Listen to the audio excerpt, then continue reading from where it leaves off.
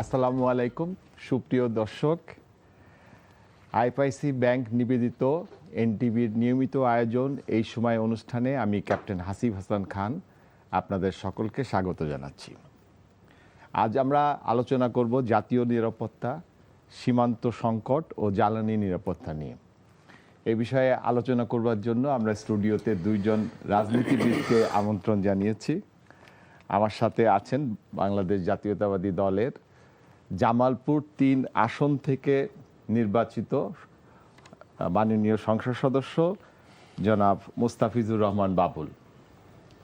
আরও রয়েছেন কুড়িগ্রাম ২ থেকে নির্বাচিত সংসদ সদস্য জনাব আতিক মুজাহিদ।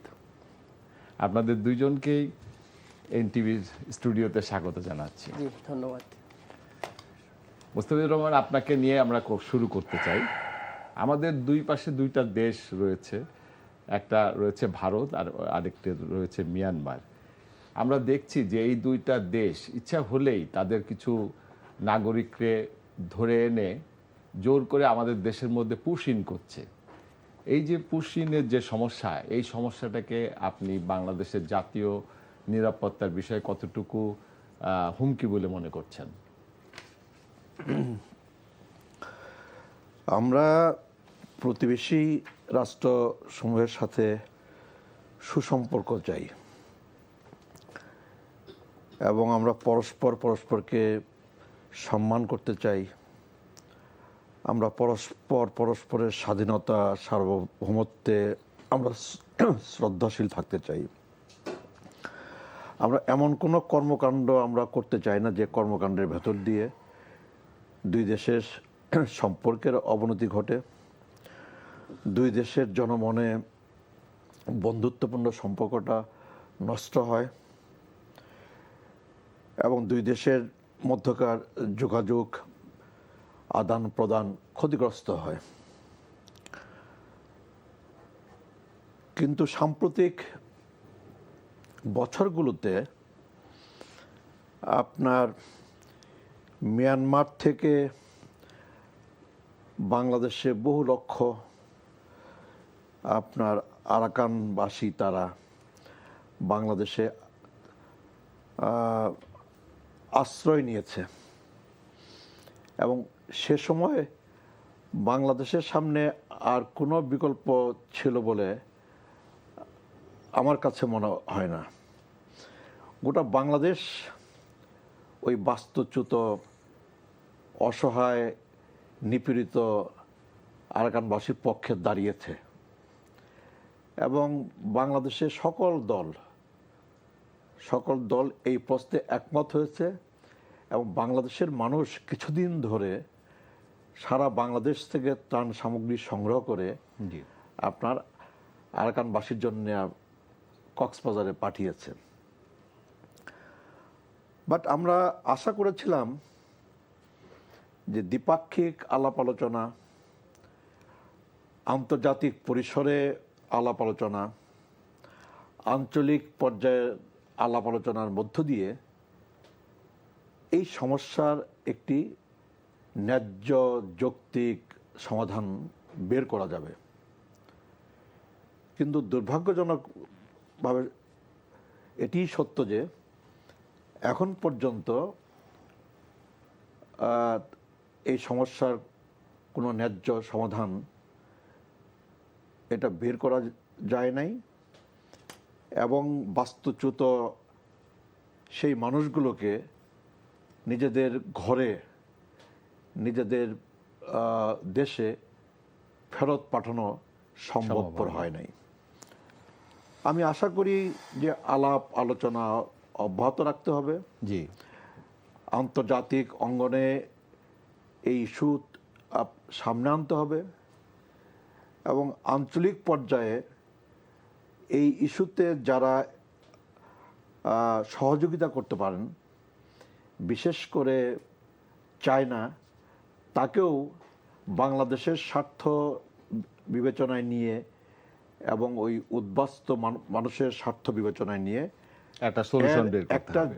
যুক্তিসঙ্গত, ন্যায্য, সম্মানজনক সমাধান বের করতে হবে। বের করার জন্য এগিয়ে আসতে হবে আর কি। জি, আমি আতিক মুজাহিদ আপনার কাছে আসতে চাই যে যেমনটি আমরা দেখছি যে মুসলমান হলেই তাদেরকে বাংলাদেশে পাঠিয়ে দেওয়া হচ্ছে। যেরকম আরাকানের যারা থেকে এসেছে তারা রোহিঙ্গা মুসলমান, তাদেরকে বাংলাদেশে পাঠিয়ে দেওয়া হচ্ছে। আর সম্প্রতি ভারত দেখা যাচ্ছে যে তাদের দেশের বিভিন্ন জায়গা থেকে মুসলিম জনগোষ্ঠীকে ধরে এনে even they knows that they are from Rohingya, তারপরও তাদেরকে নিয়ে এসে পশ্চিমবঙ্গের বিভিন্ন মানে ইয়ার থেকে তারা পুশিন করতেছে আমাদের। যে মনে হচ্ছে এরকম যে সারা ভারতবর্ষে যেখানেই মুসলমান পাওয়া যাবে এরা বাংলাদেশের নাগরিক, সুতরাং তাদেরকে বাংলাদেশে ফেরত পাঠিয়ে দিতে হবে।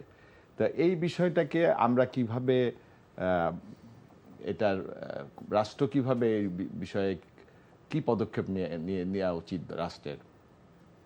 আচ্ছা, সেটা তো রাষ্ট্র, আমি একটু এটার ব্যাকগ্রাউন্ডে যাইতে হবে। আসলে বিষয়টাকে খেলা না, একটা জিনিসকে আসলে দীর্ঘদিন ন্যারেটিভ তৈরি করে কাজটা করা হয় আর কি।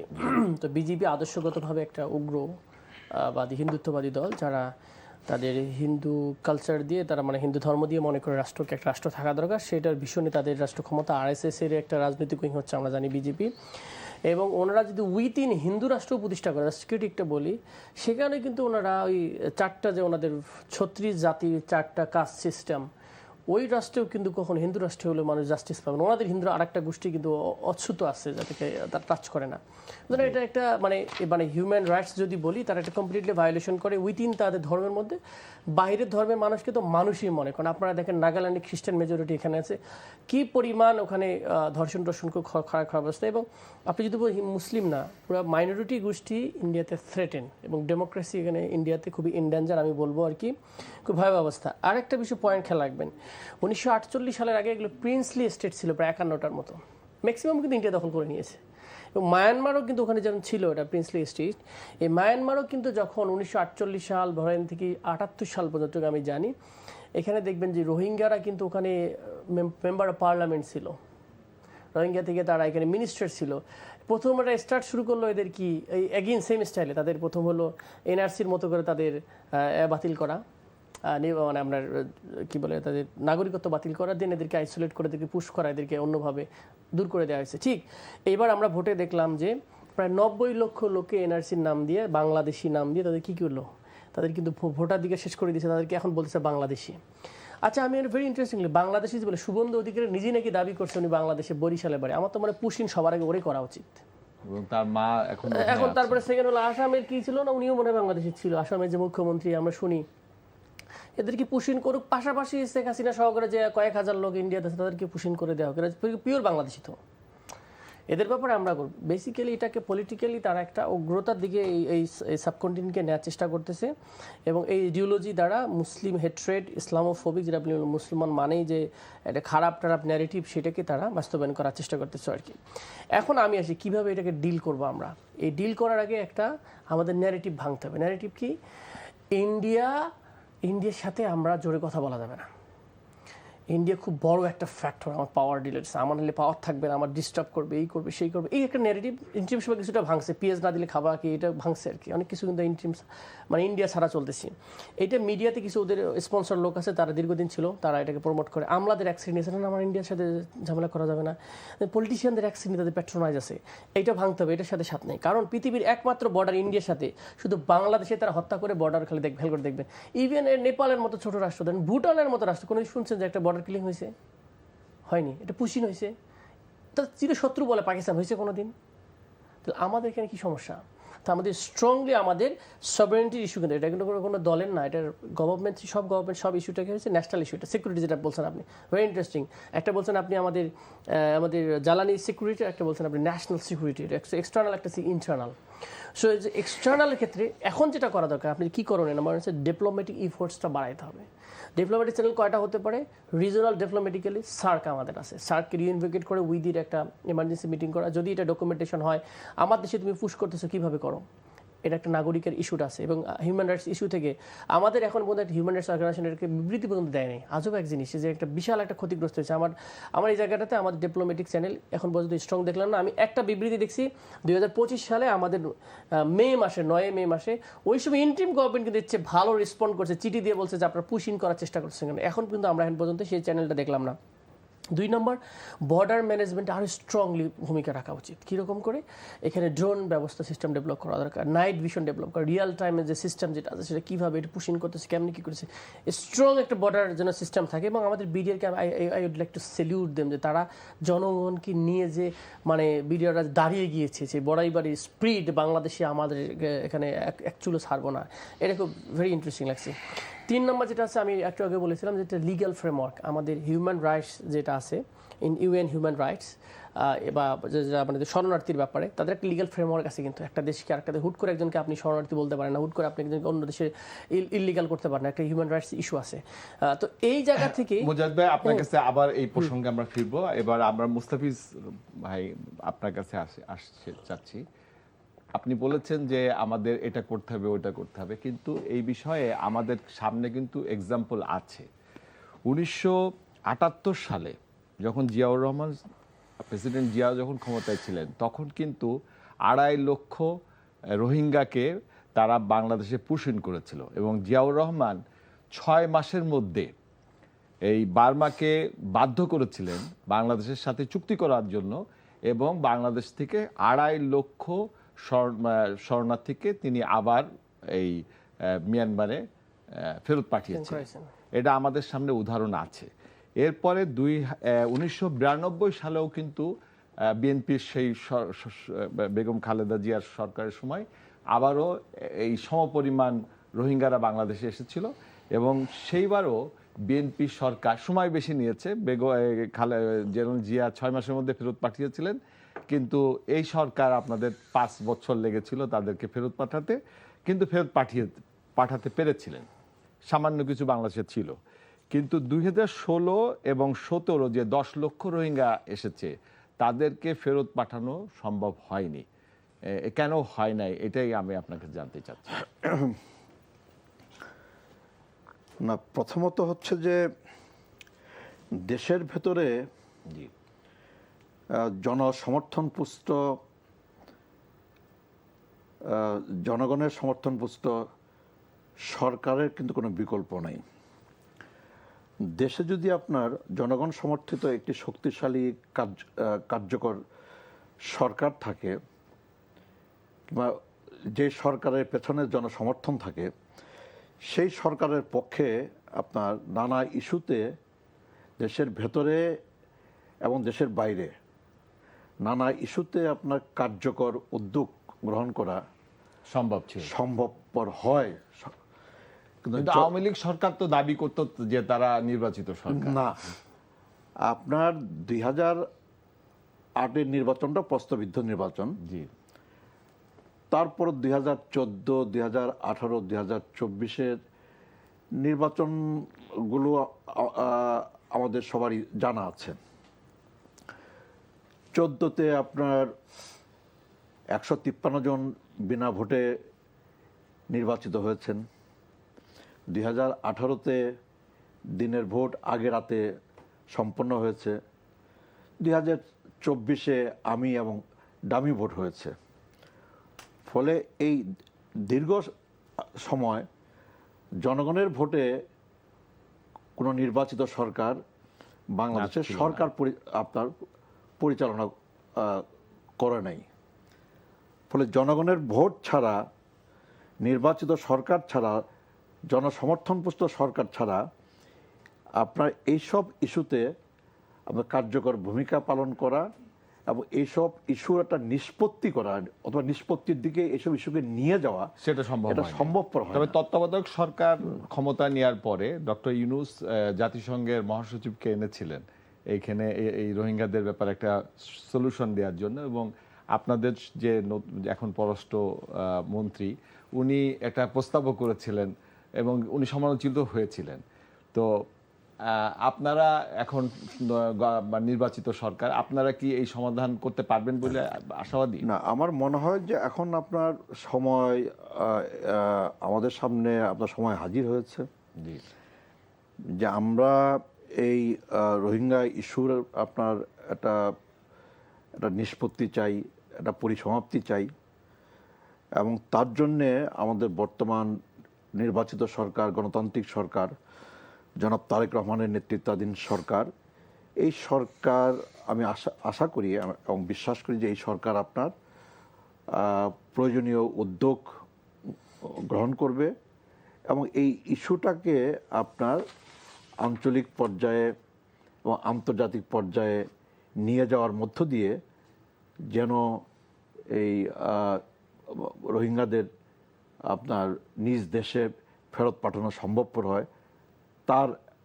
আপনার একটা ব্যবস্থা করবে আর কি। এবং সেই সাথে কি ভারতের এই পুশিন আপনারা বন্ধ করতে পারবেন কিনা? রাইট, এখন হচ্ছে যে আপনার সাম্প্রতিককালে পুশিন আপনার আমাদের সামনে একটা বড় ইস্যু, আলোচিত ইস্যু আর কি। ভারত আপনার বিশেষ করে পশ্চিম বাংলায় সাম্প্রতিক আপনার বিধানসভা নির্বাচন হয়ে যাওয়ার পরে এবং পশ্চিম বাংলায় ক্ষমতার পালাবদলের পরে এই ইস্যুটা জোরে সোরে আমাদের সামনে হাজির হয়েছে আর কি। তো বাংলাদেশ কিন্তু আমাদের অবস্থানটা খুবই পরিষ্কার যে আমরা আমাদের বাংলাদেশের ভেতরে আমরা আমাদের পার্শ্ববর্তী দেশের বিরুদ্ধে চক্রান্ত করবে, ষড়যন্ত্র করবে, কিংবা পার্শ্ববর্তী দেশে অস্থিরতা তৈরি করবে এমন কোন শক্তি কিংবা গোষ্ঠীকে আমরা বাংলাদেশের ভেতরে আমরা জায়গা দিতে রাজি না। নতুন সরকার 3 মাসের মধ্যে 2 দফায় জ্বালানি তেলের মূল্য আপনারা বৃদ্ধি করতে বাধ্য হয়েছেন এবং বিদ্যুতের দামও আপনারা তৈরি করেছেন। অথচ ভূবিদরা বলছেন, ভূতত্ত্ববিদরা যারা আছেন বাংলাদেশে, তারা বলছেন যে আমাদের মাটির নিচে তেল এবং গ্যাস আছে। সেই তেল এবং গ্যাস উত্তোলন করার জন্য কি আমরা আমাদের ইফোর্ট কি সঠিকভাবে আছে বলে আপনি মনে করেন? আপনার এই আলোচনায় যাওয়ার আগে আমি আপনার একটু বলতে চাই পুশিন নিয়ে। জি, আপনার বাংলাদেশের পক্ষ থেকে কিন্তু খুব পরিষ্কার করে বলা হয়েছে যে আমরা কোনো মতেই পুশিনটাকে আমরা মেনে নেব না, এবং সরকারের পক্ষ থেকে কিন্তু সরকারের এই অবস্থানটা, শক্ত অবস্থানটা কিন্তু আপনার জানিয়েও দেওয়া হয়েছে। আমাদের সীমান্ত রক্ষী, আমাদের বিজেপি কিন্তু আপনার খুবই আপনার সক্রিয় এবং তারা খুবই সজাগ এবং তারা খুবই সতর্ক পাহারায় কিন্তু আছে। এবং সেই সাথে কিন্তু আমাদের সীমান্ত সংলগ্ন এলাকার জনগণও কিন্তু আপনার এই পুশিনের বিরুদ্ধে একটা গণপ্রতিরোধ আমাদের বিজেপির সাথে, সেই প্রতিরোধে কিন্তু তারা কিন্তু আপনার সম্পৃক্ত আছে আর কি। ফলে কোনো অবস্থাতেই আপনার আমাদের এই পার্শ্ববর্তী দেশ ভারতের এই যে আপনার অন্যায় পুশিন, এটাকে বাংলাদেশে মেনে নেওয়ার কোনো সুযোগ নেই, বাংলাদেশ মেনে নেবও না। তো জ্বালানি তেলের মূল্য বৃদ্ধি পেয়েছে আপনার, এবং অতি সম্প্রতি আপনার বিদ্যুতের মূল্য বৃদ্ধি পেয়েছে। কারণ আন্তর্জাতিক বাজারে আপনার জ্বালানির মূল্য বৃদ্ধি পেয়েছে, কমছে ভাই। আবার আপনার বোধহয় অতি সম্প্রতি এটা আবার কিছুটা কমেছেও। কিন্তু আন্তর্জাতিক বাজারে যখন জ্বালানি তেলের মূল্য বৃদ্ধি পেয়েছে এবং বাংলাদেশ যখন জ্বালানি তেলের সংকটের মধ্যে পড়েছে এবং বিভিন্ন দেশে যখন জ্বালানি তেলের মূল্য বৃদ্ধি করা হয়েছে, আমাদের এই অঞ্চলের সকল দেশ এবং সেই সাথে আপনার ইউরোপ, আমেরিকার সকল দেশে যখন জ্বালানির মূল্য বৃদ্ধি করা হয়েছে, তখন পর্যন্ত কিন্তু বাংলাদেশ আপনার জ্বালানি তেলের মূল্য বৃদ্ধি করে নাই। এবং এতে করে আপনার এই আমাদের সরকারকে আপনার এই জ্বালানি তেলের মূল্য বৃদ্ধি না করবার কারণে একটা বড় অঙ্কের টাকা এটা কিন্তু আপনার ভর্তুকি দিতে হয়েছে। তো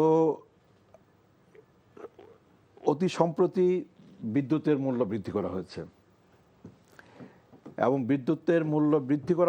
এবং বিদ্যুতের মূল্য আপনার এটা আপনার গ্রাহক বেঁধে আপনার বিদ্যুতের মূল্য বৃদ্ধির আপনার একটা তারতম্য আছে। আমাদের যারা প্রান্তিক গ্রাহক, যারা আপনার 50 ইউনিট কি 75 ইউনিট বিদ্যুৎ ব্যবহার করেন, বিদ্যুতের মূল্য তাদের বেলায় কিন্তু বিদ্যুতের মূল্য বৃদ্ধি করা হয়নি। 75 ইউনিটের বেশি যারা বিদ্যুৎ ব্যবহার করেন তাদের আপনার বিদ্যুতের মূল্য ধাপে ধাপে আপনার এটা বাড়ানো হয়েছে।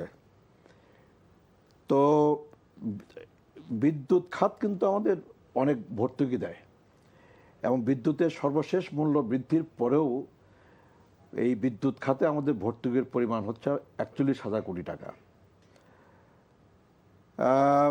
তো জ্বালানির মূল্য যখন বাড়ে আর জ্বালানি নির্ভর আমাদের বিদ্যুৎ খাত, তখন তো বিদ্যুতের মূল্য বৃদ্ধি না করবার কোনো সুযোগ থাকে না। সুযোগ নাই।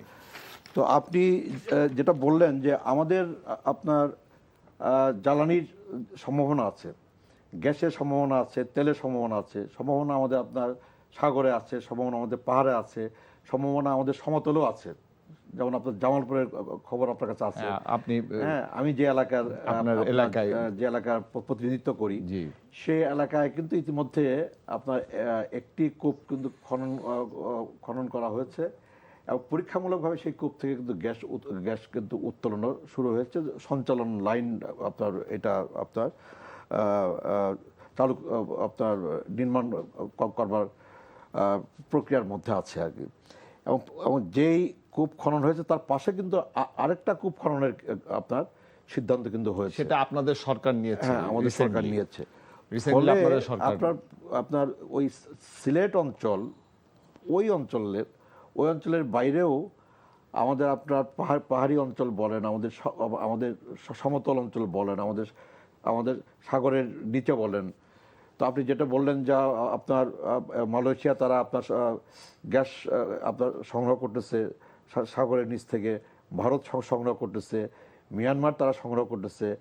আমরা আপনার সাগরের নিচ থেকে বা সাগর বক্ষ থেকে আমরা আমাদের যেই আমরা বিশ্বাস করি আমাদের যে গ্যাস সম্পদ যেটা আছে সেই সম্পদ কিন্তু আমরা এই জায়গাতে অনুসন্ধান করা এবং অনুসন্ধান শেষে আপনার গ্যাস সংগ্রহ করা, আমাদের জাতীয় প্রয়োজন মেটানো, এই কাজটা কিন্তু আমরা কিন্তু পারছি না। তো আশার কথা হচ্ছে যে বর্তমান সরকার ইতিমধ্যে সিদ্ধান্ত নিয়েছে যে আমাদের গ্যাস ফিল্ড, এই ফিল্ডে অনুসন্ধান কার্যক্রম এটা পরিচালনা করতে হবে এবং যারা যেই ক্ষেত্রে অনুসন্ধান কার্যক্রম পরিচালনা করার সক্ষমতা রাখে তাদেরকে দিয়েই আপনার সমস্ত আন্তর্জাতিক মানদণ্ড ইত্যাদি আপনার বিবেচনায় রেখে আপনার এই গ্যাস আপনার অনুসন্ধান করা এবং সেটা আপনার সমতলে হোক, পাহাড়ে হোক, আপনার সাগরে হোক, গ্যাস অনুসন্ধান করা এবং গ্যাস আপনার আহরণ করা, এই জায়গাটাতে কিন্তু আমাদের সরকার সর্বোচ্চ গুরুত্ব দিচ্ছে এবং আমরা আশা করি যে বাংলাদেশ আপনার এই জায়গায় বাংলাদেশে আমরা গ্যাস মানে আহরণ করা, আমাদের গ্যাসের যে চাহিদা সেই চাহিদা পূরণ করবার জন্যে আমাদের উপর আমরা ভবিষ্যতে নির্ভর করতে পারবো আর কি, বিদেশের উপর নির্ভরশীল না থেকে আর কি। তার জন্য আমরা অপেক্ষা করতেছি এবং আমরা আশাবাদী। আতিক মুজাহিদ ভাই, আপনার কাছে আসি। আমরা সবসময় বলি যে এই পাকিস্তানের 23 বছর আমাদের এই এলাকায় কোনো কাজ হয় নাই, কিন্তু আমরা যদি ইতিহাস দেখি তাহলে দেখব যে আমাদের ওই সময় আমাদের যে প্রধান কৃষি যেটা ছিল সেটা ছিল পাট, এবং পাটকে কেন্দ্র করে তখন বাংলাদেশে পূর্ব পাকিস্তানে তখন পৃথিবীর সব থেকে বড় যে পাটকল আদমজি, বাওয়ানি, করিম এগুলো কিন্তু হয়েছিল।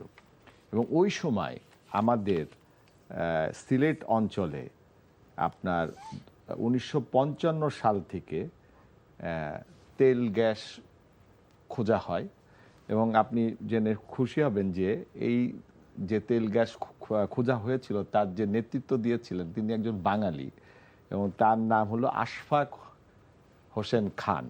তিনি একজন ভূতত্ত্ববিদ এবং তিনি এই বার্মা অয়েল কোম্পানির পক্ষ হয়ে এখানে গ্যাস অনুসন্ধানে নেমেছিলেন এবং 1955 সালে প্রথমে হরিপুর গ্যাস ফিল্ড তিনি আবিষ্কার করেন এবং সে তারপরে 1959 সালে ছাতক গ্যাস ফিল্ড আবিষ্কার হয়। তারপরে রশিদপুর গ্যাস ফিল্ড হয় 60 সালে। কৈলাসটিলা গ্যাস ফিল্ড আমরা পাই 62 সালে। তিতাস গ্যাস ফিল্ড, যেটা এখনও বাংলাদেশের সবচেয়ে বড় গ্যাস ফিল্ড, সেটা আবিষ্কৃত হয় 62 সালে। হবিগঞ্জ গ্যাস ফিল্ড আবিষ্কৃত হয় 63 সালে।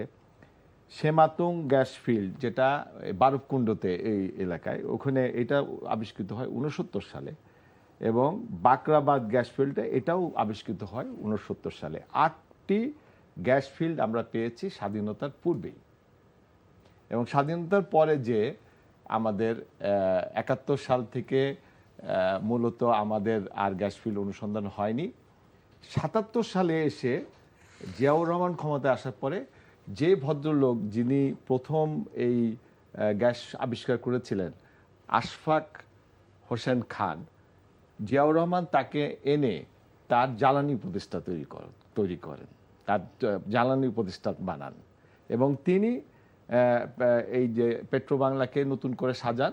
এবং তারপরে দেখেন 77 সালে আমরা গ্যাস পাই কুতুবদিয়া গ্যাস ফিল্ড, 77 সালে Begumganj gas field, Feni gas field 81 সালে, কামলা এই 81 সালেই আমরা 3টা গ্যাস ফিল্ড পেয়েছি। এবং এটার বিষয়টা হলো জেনারেল জিয়া, তারপরে তো জেনারেল জিয়া মারা গেছেন। কিন্তু আমরা যেটা অবাক হয়ে দেখলাম যে 2004-এর পরে এসে 5-6 এই তত্ত্বাবধায়ক ওই সেনাবাহিনীর তত্ত্বাবধায়ক সরকার আসার পর থেকে এই গ্যাস অনুসন্ধানটা একেবারে কমে গেল। এবং এক সময় যে আমরা এই গ্যাস সংকটে পড়লাম, যখন গ্যাস সংকটে পড়লাম তখন আমরা এলএনজিতে চলে গেলাম। আপনি এখানে কোনো রাজনীতিক দেখেন কিনা? Very interesting. আর কি অন্য কিছু বলতে পারবো না, একবারে রাজনীতিতে যাও সেটা বলেন। আপনি ভেরি ইন্টারেস্টিং বললেন। হ্যাঁ, এটা খুবই আনফর্চুনেট, একটা জাতিকে স্বনির্ভর থেকে একটা নির্ভরশীল জাতিতে রূপান্তরিত করে ফেললাম। আপনি যেভাবে বললেন, we should thank you Ziaur রহমানকে, যে উনি বাংলাদেশকে একটা স্বাধীন সার্বভৌমত্ব দেখার ক্ষেত্রে উনি দেখেছেন যে আমার জ্বালানি সার্বভৌমত্ব দরকার, না হলে আমি অন্যের উপর ডিপেন্ডেন্ট হয়ে যাব। যখন আমরা অনেক কিছু আগে একটু বললাম যে পিএস দিয়ে আমাদেরকে খোটা দিত, যে ইন্ডিয়া পিএস না দিলে তোমরা খাওয়া কি। সে এই যে আমার নিজে সেখানে পেঁয়াজ উৎপাদন করার ক্যাপাসিটি আছে, আমার এখানে আল্লাহ আমাদের এই ল্যান্ডকে অনেক বেশি সম্পদ দিয়ে পরিপূর্ণ করছে। আপনার একটা রিপোর্ট, আমি একটা ডাটা দেখলাম যে ইউএসএ যে সার্ভে, ইউএসএ যেটা তাদের সার্ভে হলো প্রায় বাংলাদেশে 32 ট্রিলিয়ন গ্যাস আছে।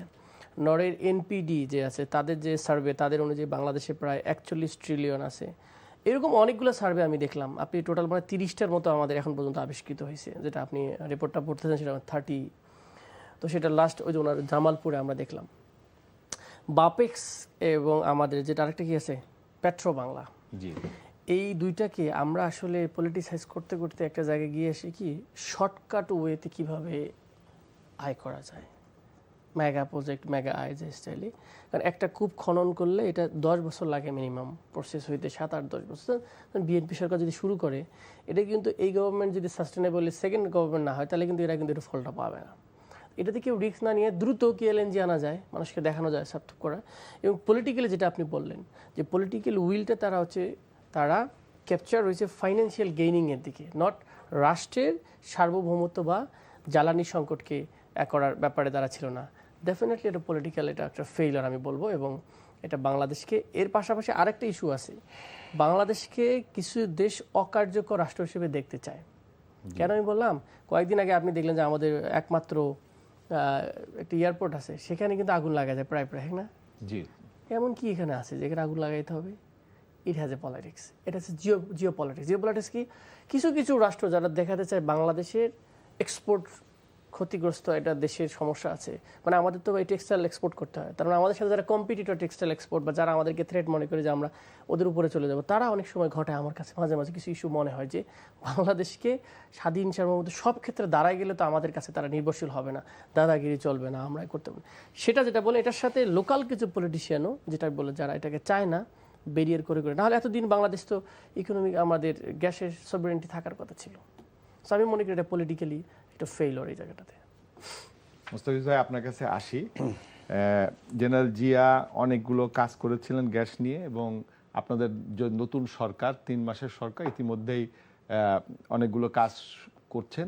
প্রায় 100টা নতুন কূপ খননের তারা উদ্যোগ নিয়েছেন, এবং যে আমাদের সমুদ্র সম্পদ যে জায়গাটায় আমাদের গ্যাস এবং তেলের পাওয়ার সম্ভাবনা রয়েছে, সেখানে ইতিমধ্যেই 24শে মে থেকে টেন্ডার বিক্রি শুরু হয়েছে, এবং নভেম্বর পর্যন্ত এই টেন্ডার প্রক্রিয়া চলবে। তো আপনি কি আশা করেন যে এবার আমরা সঠিক পথে যাব, আপনাদের সরকার ঠিক মতন? একটা তো হচ্ছে যে আপনার সরকারের রাষ্ট্রের প্রতি, জনগণের প্রতি দায়বদ্ধতা আছে কিনা, জি জবাবদিহিতা আছে কিনা, জি এবং রাষ্ট্রচিন্তা সরকারের আছে কিনা, রাষ্ট্রের স্বার্থ, জনগণের স্বার্থ সরকার ভাবে কিনা। জি আর যেই সরকার আপনার জনগণের ভোটে নির্বাচিত সরকার, সেই সরকারের তো আপনার জনগণের কাছে আপনার জবাবদিহিতা আছে, দায়বদ্ধতা আছে, রাষ্ট্রচিন্তা আছে। যেমন শহীদ প্রেসিডেন্ট জিয়াউর রহমান রাষ্ট্র পরিচালনা করার জন্যে, সরকার পরিচালনা করার জন্যে যিনি সরকার প্রধান, যিনি রাষ্ট্রপ্রধান, তাকে কিন্তু আপনার একটা সাচ্চা, ইমানদার, দেশপ্রেমিক হতে হবে। রাষ্ট্র পরিচালনার জন্যে, সরকার পরিচালনার জন্যে আপনার যদি একজন সাচ্চা, ইমানদার, দেশপ্রেমিক সরকার প্রধান, রাষ্ট্রপ্রধান যদি আপনার আমার থাকে, সেই ব্যক্তির নেতৃত্বে রাষ্ট্রের স্বার্থ প্রতিষ্ঠায়, জনগণের স্বার্থ প্রতিষ্ঠায় অনেক দূর এগিয়ে যাওয়া সম্ভব। এখন শহীদ প্রেসিডেন্ট জিয়াউর রহমানের ওনার শাসন আমলের আগ পর্যন্ত আপনি কিন্তু একটা তালিকা দিয়েছেন আমাদেরকে। ওনার আগ পর্যন্ত নতুন করে বাংলাদেশে আপনার তেল গ্যাসের অনুসন্ধান হয় নাই। উনি রাষ্ট্র ক্ষমতায় অধিষ্ঠিত হওয়ার পরে ওই আশফাক খানকে উনি আবার খুঁজে বের করে এনেছেন, ওনার জ্বালানি উপদেষ্টা করেছেন। জি আবার ওনার নেতৃত্বেই বাংলাদেশ আবার নতুন করে আপনার তেল গ্যাস অনুসন্ধান শুরু করেছে, এবং কিছু আপনার তেল গ্যাসের দেশের সন্ধানও পেয়েছে, আপনার উত্তোলনও করেছে। জি তো বর্তমান সময়ে মাঝখানে যে সময়টা গেল আর কি, ওই যে বললাম যে সরকার যেহেতু আপনার জনগণের ভোটে নির্বাচিত সরকার না, জনগণের কাছে তার কোনো দায়বদ্ধতা নাই, জবাবদিহিতা নাই। সরকারের চরিত্র হচ্ছে আপনার লুটারা চরিত্র, বেনিয়া চরিত্র। সরকারের আপনার লুটপাটে বেশি আগ্রহী ছিল। সরকার বাংলাদেশের স্বার্থটা তার কাছে বড় ছিল না। আমাদের দেশের আপনার সম্পদ আপনার আহরণ করা, বাংলাদেশকে আপনার তেল গ্যাসে আপনার স্বয়ংসম্পূর্ণ করা, বিদেশের উপর নির্ভরতা কমিয়ে আনা, তার জন্য যে পদক্ষেপগুলো গ্রহণ করবার কথা ছিল, সেই পদক্ষেপগুলো গ্রহণ না করে কি করে বাংলাদেশকে আপনার এই তেল গ্যাসের আপনার জ্বালানির জন্যে বিদেশের উপর বাংলাদেশের নির্ভরশীলতাটাকে আপনার টিকিয়ে রেখে কি করে আপনার বাণিজ্য করা যায়, এবং সেই আপনার লুট করা যায়, এবং সেই লুটের অর্থ সেই আপনার বাণিজ্যের আপনার কমিশন বিদেশে পাচার করে দেওয়া যায়, এই কালচারটাই কিন্তু 15 বছর 17 বছর কিন্তু আমরা প্রত্যক্ষ করেছি আর কি। ফলে বাংলাদেশে আপনার আমাদের দেশের জন্যে, আমাদের জনগণের জন্য, আমাদের ভবিষ্যতের জন্য আপনার কোনো কাজ কিন্তু হয় নাই। তো গত আপনার জুলাই আগস্টের রক্তক্ষয়ী অভ্যুত্থানের পরে গত 12ই ফেব্রুয়ারিতে যে নির্বাচন অনুষ্ঠিত হলো, এই নির্বাচনে কিন্তু জনগণ কিন্তু ভোটে অংশগ্রহণ করছে। একটা উৎসবমুখর পরিবেশে এই ভোটটা হয়েছে, এবং সেই উৎসবমুখর পরিবেশে অনুষ্ঠিত ভোটের মাধ্যমে আমাদের এই সরকার জনাব তারেক রহমানের নেতৃত্বে, জনাব তারেক রহমানকে শহীদ প্রেসিডেন্ট জিয়াউর রহমানের সন্তান, এবং বাংলাদেশের আপনার জনপ্রিয় নেত্রী, আপনার দেশনেত্রী বেগম খালেদা জিয়ার সন্তান, এবং উনি কিন্তু আপনার বাংলাদেশে পদার্পণ করেই কিন্তু আপনার প্রথম দিন কিন্তু উনি বলেছিলেন 25শে ডিসেম্বর 2025 কিন্তু উনি বলেছিলেন যে আই হ্যাভ এ ড্রিম, হ্যাঁ, মানে he has a dream and I have a plan. আপনার লুথার কিংকে উনি রেফার করে বলেছিলেন যে উনি বলেছিলেন যে আই হ্যাভ এ ড্রিম, আর আমি তারেক রহমান বলছি যে I have a plan for Bangladesh. আর শহীদ প্রেসিডেন্ট জিয়াউর রহমান ওনার স্বপ্ন ছিল বাংলাদেশটাকে একটা আধুনিক সমৃদ্ধ উন্নত রাষ্ট্রে পরিণত করা। মাত্র ৪৫ বছর বয়সে শহীদ প্রেসিডেন্ট জিয়াউর রহমান আপনার শাহাদাত বরণ করছেন। আমি মাঝে মাঝে চিন্তা করি যে মাত্র কয়েক বছর উনি ক্ষমতায় ছিলেন, এই কয়েক বছরের মধ্যে আজকে আমরা যে আপনার তেল গ্যাস নিয়ে আমরা আলোচনা করছি, এই কয়েক বছরের মধ্যে বাংলাদেশের এমন কোনো সেক্টর নাই যে সেক্টর নিয়ে আপনার শহীদ প্রেসিডেন্ট জিয়াউর রহমান উনি কোনো আপনার উদ্যোগ গ্রহণ করেন, পদক্ষেপ গ্রহণ করেন সকল সেক্টর। এখানে আপনার সাথে একটু যোগ দিতে চাচ্ছি আমি, কারণ হলো যে আমাদের নতুন প্রজন্মের নেতারা আসবেন, ওনারা দেশ নেতৃত্ব দিবেন। শহীদ জিয়াউর রহমান যখন এই গ্যাসের বিষয়টা উনি কিন্তু মানে যখন কৃষি বিপ্লবের কথা বলেছিলেন তখন উনি এই গ্যাসটাকে সার কারখানাগুলোতে দিলেন যাতে আমাদের সার উৎপাদন করতে পারে, এবং ওই সারের কারণে আমাদের কিন্তু কৃষিটা বিপ্লব ঘটেছে। জি, আপনি বলেন। তো আপনার ফলে আপনার না আমি আপনার মাঝে মাঝে চিন্তা করি যে যদি উনি আরো 10-15 বছর বেঁচে থাকতেন। জি, কারণ বাংলাদেশে আমরা মাঝে মাঝে আমরা বাংলাদেশে বলি যে বাংলাদেশটা যদি সিঙ্গাপুর হতো, বাংলাদেশটা যদি মালয়েশিয়া হতো, বাংলাদেশটাকে যদি আমরা সিঙ্গাপুর বানাতে পারতাম, মালয়েশিয়া বানাতে পারতাম, আমরা কিন্তু মাঝে মাঝে কিন্তু বলি, আমরা রাজনীতিবিদরা বলি আর কি। তো আমার কাছে মনে হয় যে শহীদ প্রেসিডেন্ট জিয়াউর রহমান যদি আর 10-15-20 বছর বেঁচে থাকতেন, কিন্তু মাত্র 45 বছর বয়সে শাহাদাত বরণ করছেন, আরও যদি 10-15-20 বছর উনি বেঁচে থাকতেন তাইলে পরে আপনার দুনিয়ার বহু দেশের মানুষ হয়তো আজকে বলতো যে আমরা যদি আমাদের দেশকে বাংলাদেশ বানাতে পারতাম, হয়তো বলতো আর কি।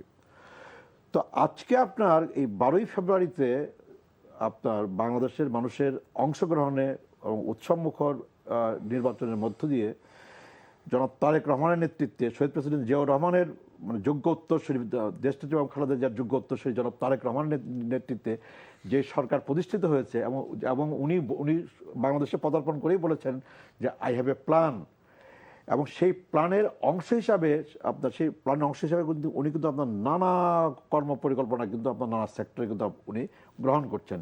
তারই কিন্তু একটা অংশ হচ্ছে যে আপনার বাংলাদেশে আমাদের তেল সম্পদ আহরণ করতে হবে, গ্যাস সম্পদ আমাদের আহরণ করতে হবে, এবং তার জন্য অনুসন্ধান করতে হবে, তার জন্য আপনার কূপ খনন করতে হবে, তার জন্য আপনার তেল গ্যাস আপনার এটা আহরণ করতে হবে, এবং আমাদের চাহিদা মেটাইতে হবে, এবং তেল গ্যাসের উপর আমাদের পরনির্ভরশীলতা এটা আমাদেরকে কাটিয়ে উঠতে হবে। বাংলাদেশকে এই তেলের জন্য, গ্যাসের জন্য বাংলাদেশের জন্য আপনার আর আপনার মানে আমাদের বিদেশের উপর আপনার নিজেদের জ্বালানি থাকলে তো জ্বালানি নিরাপত্তা নিশ্চিত করতে হবে, এবং জ্বালানি নিরাপত্তা হলে আপনার রাষ্ট্র নিরাপত্তা নিশ্চিত হবে। মুজাহিদ ভাই, আপনার কাছে আসি, আপনাকে কয়েকটা তথ্য দিই আবার। সেটা হলো যে আমাদের সমুদ্র বিজয় করলাম আমরা 2012 সালে। 2012 সালে সমুদ্র বিজয় হওয়ার পরে আমাদের সেন্ট মার্টিনের বাম দিকে যে জায়গাটা, সেইখানে আপনার মিয়ানমার তারা গ্যাস পেল, এবং সেই গ্যাসটা পাইপলাইনের মাধ্যমে 2520 কিলোমিটার পাইপলাইন মাধ্যমে সেটাকে চীনের ইউনিয়ন প্রদেশে ইউয়ান প্রদেশে নিয়ে যাওয়া হচ্ছে। আর আমাদের গ্যাস পেলাম আমরা এই ভোলাতে। সেখান থেকে ঢাকার দূরত্ব হলো 205 কিলোমিটার। এই 205 কিলোমিটার পাইপলাইন আমরা গত 30 বছরে এটা করতে পারিনি, এবং ভোলায় যখন 5 TCF গ্যাস রয়েছে তখন আমরা এলএনজিতে চলে গেলাম, এবং এলএনজি ব্যবসা করে আমাদের একজন বাংলাদেশি এখন সিঙ্গাপুরের বড় লোকদের মধ্যে 3 নম্বরে আছেন। আপনি কিভাবে এটা মূল্যায়ন করবেন? Very interesting. আমরা একটা জাতি, উনি বলতে দেশপ্রেম ইজ বিগ অ্যাসপেক্ট। যখন সাপোজ যখন দেখবেন যে অঞ্চলের মানুষজন তার লোকালিজম থাকে, সেই অঞ্চলে ডেভেলপ হয়, কেন দেখবেন যে আমার এলাকায় দরকার। তো এটা হচ্ছে রিজনালিজম। তো এটা দেশপ্রেম থাকতে হয় যে আমি যে দেশেই থাকি না কেন বাংলাদেশ ফার্স্ট, বাংলাদেশে আমার কাজগুলো করতে হবে। আপনি যে ডাটা দিচ্ছেন সেটা আমার জানা মতে 2012 সালে জয়লাভ করার পরে একই পরবর্তীতে ইন্ডিয়াও কিন্তু অনুসন্ধান চালায়। ইন্ডিয়া অলমোস্ট আমি দেখছি যে 100 ট্রিলিয়ন ঘনফুট অলরেডি তারা কিন্তু সমীক্ষা করে পাইছে, এবং তারাও কিন্তু উঠ্র শুরু করেছে অলমোস্ট। তারা উঠাচ্ছে। এবং আপনি যেটা বললেন মিয়ানমার প্রায় 7 ট্রিলিয়ন গ্যাস তারা আবিষ্কার করছে, এবং তারা যেটা বলেন তারা এক্সপোর্ট করা শুরু করছে। আর আমরা 12 সাল থেকে আজকাল 2026 সাল 14 বছর ধরে কিছুই করলাম না, একটা জাতিকে অন্ধকারে রেখে দিলাম। What reason I do not understand. একটা ন্যাশন যারা আশেপাশে সবাই গ্যাস পাইলো তারা উইথড্র করতেছে, আর আমরা গ্যাস উইথড্র করি না, দেখিও না, বরং এলএনজি এনে আমরা বিশ্ববিখ্যাত হয়ে যাচ্ছি, কমিশন খাই। আমাকে আমার এলাকায়, যেটা আমার বাসা কুড়িগ্রাম, তা আমি এক ব্যবসায়ীর সাথে বসছিলাম, বললাম যে আমার এলাকায় কেন ইন্ডাস্ট্রি হয় না বা কোনো ধরনের কিছু হয় না কেন। ওনার কথা হচ্ছে আমার এলাকার মানুষজন ট্রেড করতে পছন্দ। ট্রেড মানে কি, আপনার কাছে কিনলাম, ডিলারশিপ নিয়ে ইনকাম করলাম। কিন্তু আমার এলাকায় একটা লোক ইনভেস্ট করে এটাকে লস হইতে পারে, তারপরে একটা ফ্যাক্টরি দাঁড়ায় যায়। এইটা করতে কেউ রাজি না। শর্টকাট ওয়ে করতে গিয়ে গত 14 বছরে আমি যেটা একটু বললাম যে একটা কর্ণফুলী টানেল করছে 11,000 কোটি টাকা দিয়ে, কোনো ইউজলেস। আপনি বলেন তো এই 11,000 কোটি টাকা কি আপনি কখনো বাপেক্সকে বা পেট্রোনাসকে দিচ্ছেন? না। তো আপনি খুব চাইতেছেন না, কারণ আপনি চান ইমিডিয়েটলি এখান থেকে আমার আয় করার। এবং এলএনজির আমরা প্রথম দেখলাম টার্মিনালটা বেশি হলো মহেশখালী 2018 সালে হলো, আরও খুব হইতেছে, আরও আসেন, স্টোরেজ করেন। রাষ্ট্র হিসেবে যেটা বলেন যারাই নেই, তো এটা একটু ভিশন না থাকার কারণে আর দেশপ্রেম না থাকার কারণে এটা একটা দায়বদ্ধতা। বাট একটা জিনিস আমি হাইলাইট করতে একটু ভুলে গেছি, এটা আপনাকে স্বীকার করতে হবে, আমাদের বিদ্যুতের দামটা কিন্তু খুবই জুলুম হয়েছে। 1.52% বেড়েছে, যদিও আপনি বলতেছেন প্রান্তিক 64%, 70 যারা 75 ইউনিটের এর বেশি যারা, তাদের কিন্তু আলটিমেটলি এর কস্টলিয়ার হবে, সব জায়গায় এটা ইম্প্যাক্ট পড়বে। এবং এলএনজির দামের ক্ষেত্রে যদি বলেন, গত 3 মাসে কিন্তু কয়েক দফা বেড়েছে। আমরা 1250 টাকা খাইতাম ধরেন, এটাকে এখন 1885 টাকা হয়েছে, ধরলাম 1900 টাকা, এটা লোকাল মার্কেট আরও বেশি, অলমোস্ট 600 টাকা বাড়ছে কিন্তু একটা 12 কেজি গ্যাসের মধ্যে। এটা কিন্তু হিউজ। এটার কিন্তু আপনি আমাকে যেই ব্যাখ্যা দেন না কেন আমরা রাষ্ট্র চালাইতে পারছি না, তাহলে আপনাকে এই জিনিসটাকে করতে হবে কীভাবে ম্যানেজ করা যায় সেটাকে, কারণ জনগণের উপরে হিউজ ইম্প্যাক্ট পড়বে। তেলের মোটামুটি সব তেলের 20 থেকে 25 টাকা বৃদ্ধি পাইছে, খেয়াল করেন। আপনি বলেন অকটেন বলেন, ডিজেল বলেন, তো সো হোলিস্টিক্যালি আপনি আবার ইন্টারন্যাশনাল মার্কেটে কিন্তু প্রাইস লো হয়েছে।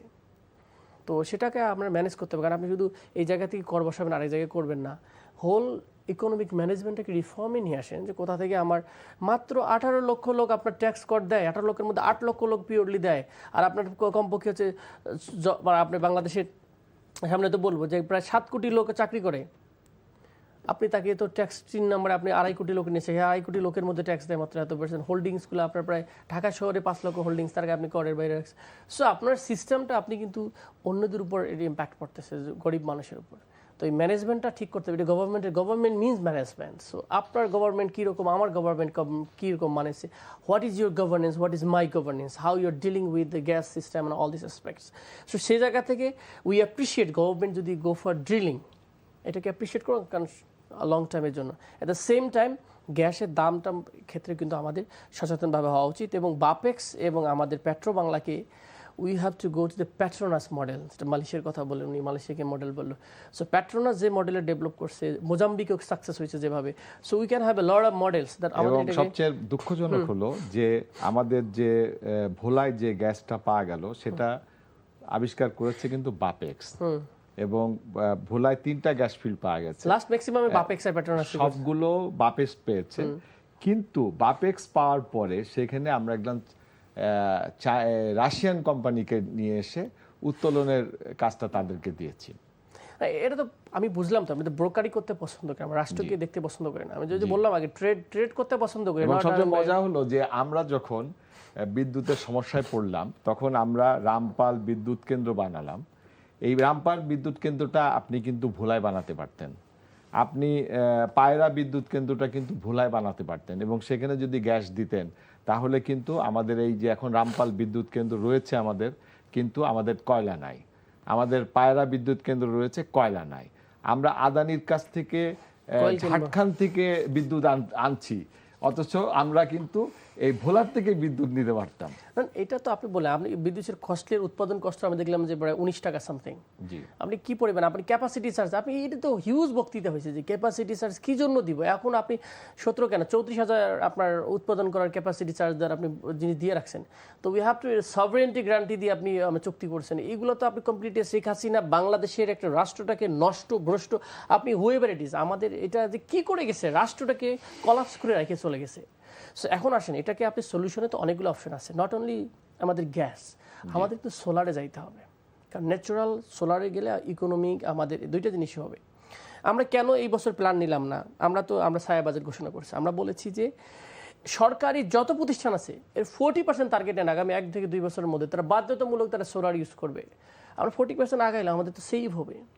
আমাদের এই যতগুলো বাস কেনা হচ্ছে আমরা এখন ইভি কিনবো না কেন, ইলেকট্রিক বাস কিনি না কেন, তাহলে আমাদের পরিবেশও সেভ হলো, আমাদের এয়ার সেভ হলো। তো এইভাবে আমাদের কিন্তু আস্তে আস্তে ট্রান্সফরমেশনে যেতে হবে। গভর্নমেন্ট টার্গেট নিয়েছে, আমি দেখলাম আমার এলাকায় 45 মেগাওয়াট তারা সোলার টেন্ডার করেছে, দেখলাম যে বিভিন্ন জন।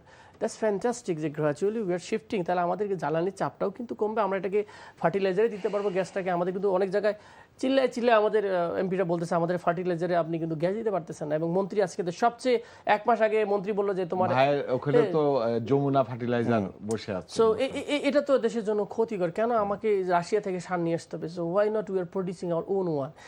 এই আমি বললাম না ফুল যেটা দায়বদ্ধতার কথা বলতেছে, উই এক্সপেক্ট, আমরা প্রত্যাশা করি যে existing government will be transparent, তারা রাষ্ট্রকে দায়বদ্ধ মনে করলে।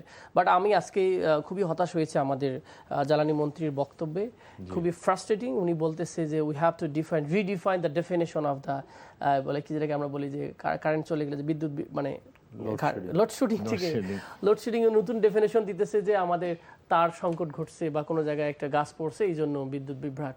That's not the like issue. বা আমরা হোলিস্টিক্যালি আমাদের বিদ্যুৎ নাই, উনি বলছে অনেক বিদ্যুৎ উৎপাদন হয়েছে। তো এই জিনিসগুলোকে দেখা দরকার আমার কাছে হিউজলি। আর এটা একটা আমার মনে হয় একটা চমৎকার এই বাপেক্স এবং হলো যে পেট্রো বাংলাকে অ্যাপ্রিসিয়েটও করা উচিত। নতুন নতুন লোক আমাদের যারা ওয়ার্ল্ডের সেরা তাদেরকে হায়ার করা উচিত। We have to own. এবং আমরা যখন এটাকে যে কোম্পানিকে দেন, আপনি আমেরিকানকে দেন, শেভরন দেন, এক্সনোবেল যারা দেন, আমাদের একটা কন্ডিশন থাকবে যে আমাকে কিন্তু টেকনোলজি ট্রান্সফরমেশন করতে হবে। আমরা আজীবন এরকম খেতে চাই না। এবং আমি পেট্রোলিয়াম ইঞ্জিনিয়ারের সাথে অনেকের সাথে বসেছিলাম, ইরাকিয়ান বিশেষ করে আমার মনে আছে বিগ কিছু লোক মালয়েশিয়াতে, ওনারা যখন 70s গিয়া মানে তারা আমেরিকা শিখতো, সাথে সাথে তার ইরাকে গিয়ে কিন্তু তার নিজস্বটাকে ডেভেলপ করেছে। তার কি কিন্তু অলমোস্ট তারা নিজস্ব ড্রিলিং নিজেই কিন্তু অনেক মোস্ট এগিয়ে গেছে। আমাদের তো পুরোধা যিনি 55 সালে এই গ্যাস ফিল্ড আবিষ্কার করলেন তিনি তো বাঙালি, এবং বাঙালি ভূতত্ত্ববিদ আশফাক খান, উনি এটাকে আবিষ্কার করেছেন। এবং এখানে আমাদের বাপেক্স, আপনি যদি আমার কাছে লিস্ট আছে, ম্যাক্সিমাম মানে গ্যাস ফিল্ড আবিষ্কার করেছে বাপেক্স পেট্রো বাংলা।